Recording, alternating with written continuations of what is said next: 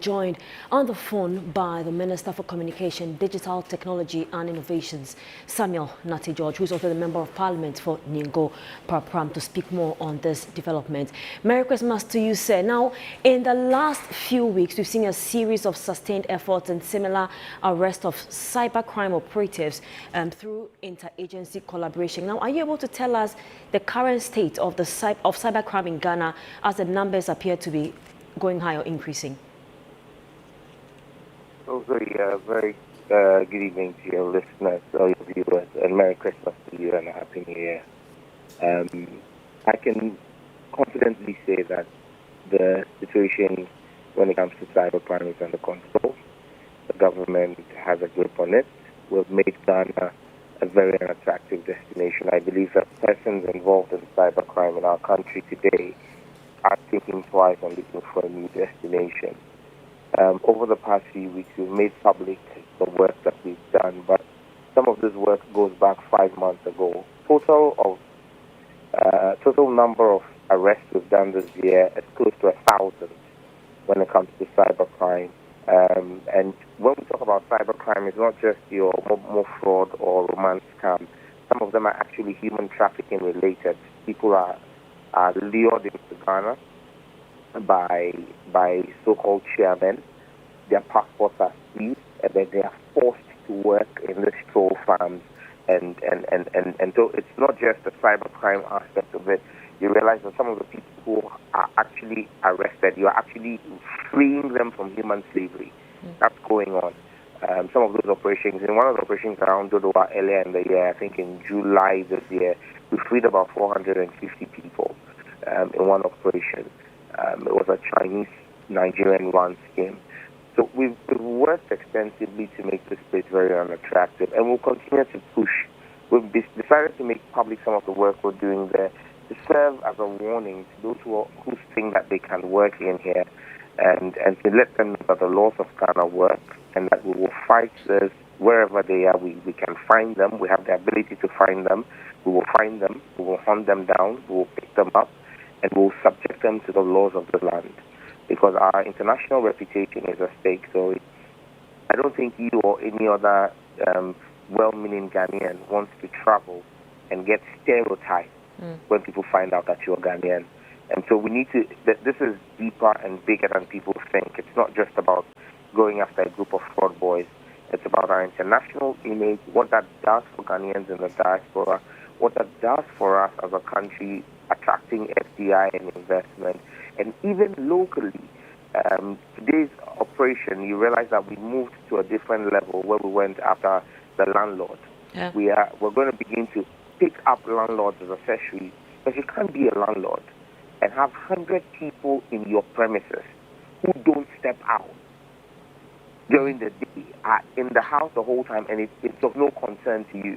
You don't talk to law enforcement about it. You can't tell me you don't know what's going on in your house. But many of these landlords are renting out to these criminal enterprises because they're willing to pay 3-4 times the rent, making it unattractive for Ghanaians to be able to even pay their rent. So there are multiple angles to this, and we'll continue to deal with it. So how significant is this operation in government's broader fight against digital and cyber-related crimes?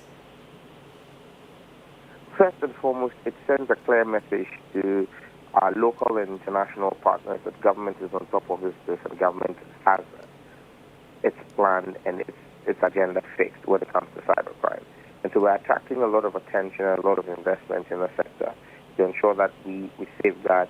And you realize that even during this festive period, the reports of mobile money fraud have dropped significantly. When you do a year-on-year comparison with complaints that we've seen being reported vis-a-vis 2024, you're seeing a significant drop in it, because apart from the crackdown we're working with the mobile network operators to also intensify public education and sensitization.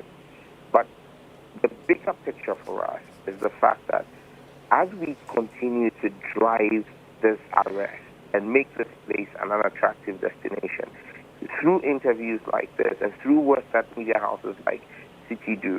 Last October was National Cybersecurity Awareness Creation Month. We send the knowledge and the awareness that cyber fraud is a real challenge. It's a real thing we live with as people are beginning to leave a lot more digital footprint and people begin to pick up cyber hygiene and know that this threat exists and these are the ways they can combat them. We also are able to allow the public know how to share information with us. Because again, we're not just dealing with only, like I said, business and email compromise or romance scam or mobile money fraud. We're even dealing with extortion, where people are either creating AI sexual images or have access. Maybe a person has an intimate video of themselves on their phone, and then the phone goes to a repairer. The repairer repairs the phone, then picks the phone and begins to demand blackmail money from citizens. We are offering a gamut of services, or a scorned lover who break up in a relationship or a marriage decides that they're going to punish their ex-partner by putting out videos. All of those are criminal things. And so we're working on all of those. And I think I sent a clear message that the government is very committed to protecting our citizens' digital identity. Right, but do these arrests that having made today and those done previously point to gaps in our cybersecurity infrastructure that need urgent attention? Well, there's no country that has 100% foolproof cybersecurity infrastructure. Everybody's looking to improve. Everybody's looking to get better. Do we need a lot more investment in cybersecurity? Absolutely. Government is committed to doing that.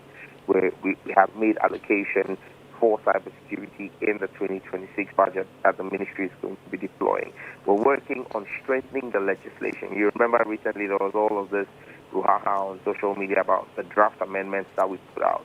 These are parts of the reasons why we need to strengthen our cybersecurity laws to fish out and drive out some of these unwanted elements from the country. But it would not, there is no way you can eradicate cybercrime. But what you do is you make it a high-risk enterprise. You make it such that anybody who comes in here bears at the back of their mind that there is a very heavy price to be paid. And that's the message we're sending, that fraud in Ghana will not pay. We will come after you and there's a price you will pay for it. It will not thrive under the Mahama administration. And so it would be disingenuous and dishonest on my part as minister to say that we would eradicate cybercrime. But even as they work to evolve their methods and schemes, we would also evolve in our ability to track them down and enforce the law. All right, now some suspects are believed to be foreign nationals, and you even mentioned how it affects renting. How is the Mahama government ensuring tighter monitoring of digital activities involving these non-citizens? Well, we have our eyes on everybody. We see, we hear, and as we always encourage the citizenry, if you see something, say something.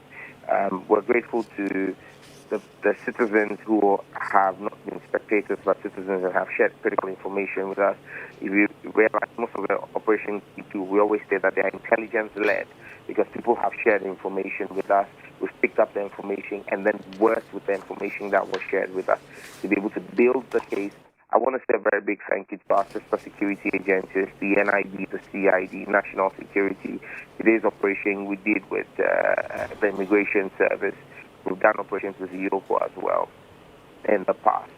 This collaboration, this multi-agency collaboration helps for us to be able to begin to profile almost a large chunk of the 100 that were picked up in the Tabora raid this dawn have no official record of their entry into Ghana. So clearly they came into Ghana through unofficial routes.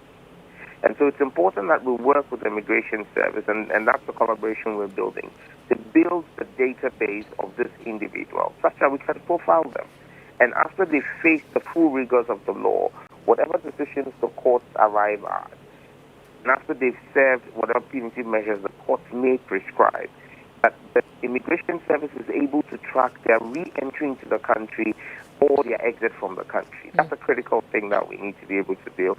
And so working together with our sister agencies, we're building this database. But let me use this opportunity, Zoe, to send a clear message of caution to Ghanaians. The Ghanaians who are helping some of these individuals acquire Ghanaian nationality through passports and Ghana cards. that is a criminal offense. And we're building a solid case on that. If you're Ghanaian, please desist from doing that. Please, we beg you. We're pleading with you, do the right thing. Because when you fail to do the right thing and we come for you, no amount of plea would stop. In today's rate, the landlord is from Pampram. The last raid that was done in Dowenya, in my constituency.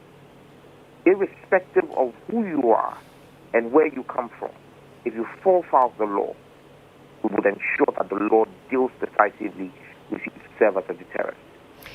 We're grateful so much for your time. That was the Minister for Communications, Digital Technology and